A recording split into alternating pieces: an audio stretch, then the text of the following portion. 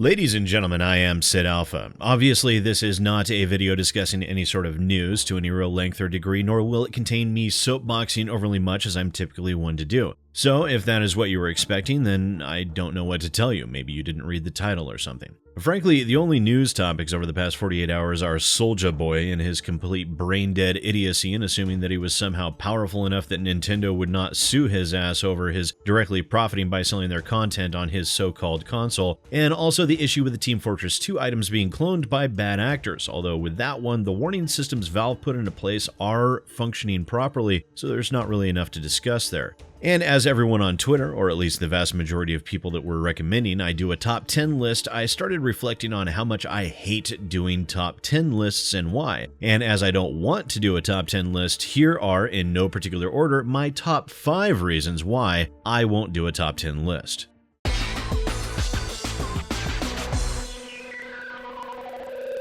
Top 10 lists are an oversaturated market. Now, every year we're inundated with top 10 lists. Angry Joe is a perfect example of such phenomena. Top 10 best games of the year, top 10 worst games of the year, top 10 biggest disappointments of the year, top 10 controversies of the year, and so on and so on and so on. And normally, when you look at all of these channels that are doing similar lists, between 8 and 10 of the games on the top 10 list are exactly the same with little to no variation. It's a similar effect to what we see with traditional games journalism sites. One smaller site, more often than not an intern, writes a story that some YouTuber already covered somewhere else. Then all of the major publications pick it up and regurgitate what all of the others say in a predictable and repetitive fashion. In December and January, you can't kick a rock without hitting 5 top 10 videos on YouTube, and they're just so overdone that they really just don't feel worth it when there are so many other channels doing the exact same thing.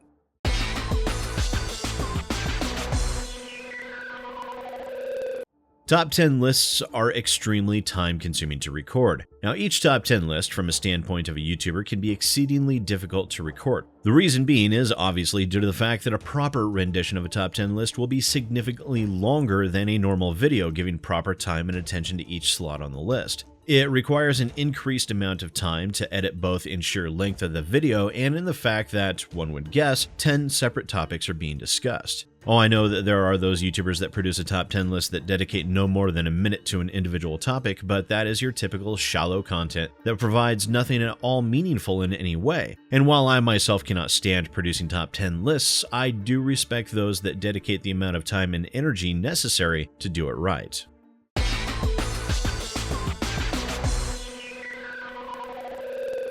The countdown sequences. Aren't those sequences annoying? Admit it, you know I'm right. Hell, you've been subjected to 3 of them now in this video alone, and they're typically just terrible. They're horrendous. Also, most channels don't even know how to balance their audio, so those sequences always end up being either impossible to hear, or they're so goddamn loud that they blast your eardrums clean through your head if you're one of those unfortunate people that happen to be wearing headphones. So please take it from someone who is using those god-awful countdown sequences in this very video. Don't do it. Use a lower third and a verbal transition. It's much cleaner, it's more professional, and it won't run the risk of causing your viewers permanent physical and psychological damage due to a perforated eardrum. Now, cover your ears. We're moving on to the next one.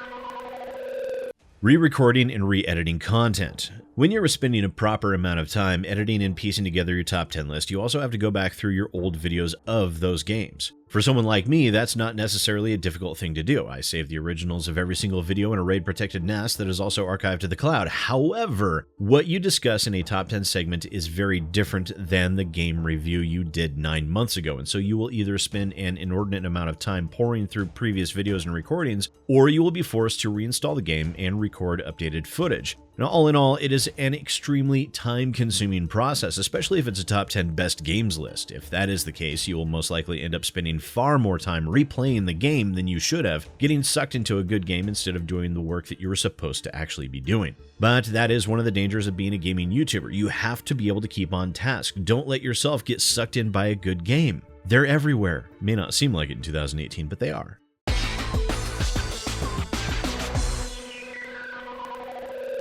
Actually creating the list.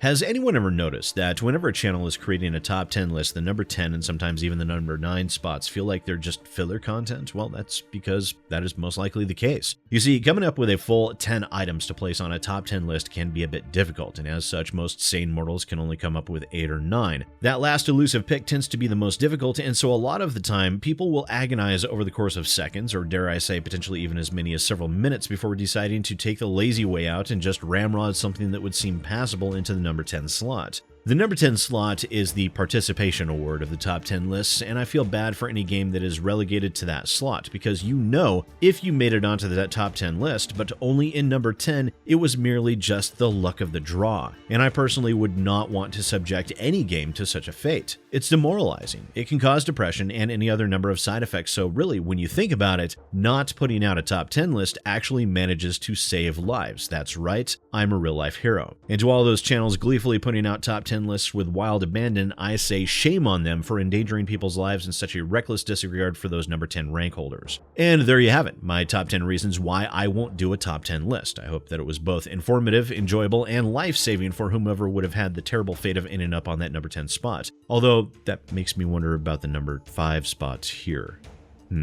Oh, and I will pin a comment down below, but Patreon is being absolute trash right now, so I'm going to stop recommending people support me there. If you do feel the urge to support me, please remember to like the video, for God's sake subscribe and ring the bell, and also share my videos on Twitter, Facebook, and Reddit. That is a much better way to show support right now, and it doesn't cost you any money, so in the end, that makes all of us winners. Once again, ladies and gentlemen, I am SidAlpha. Thank you for a fantastic 2018, and I'll see you next time.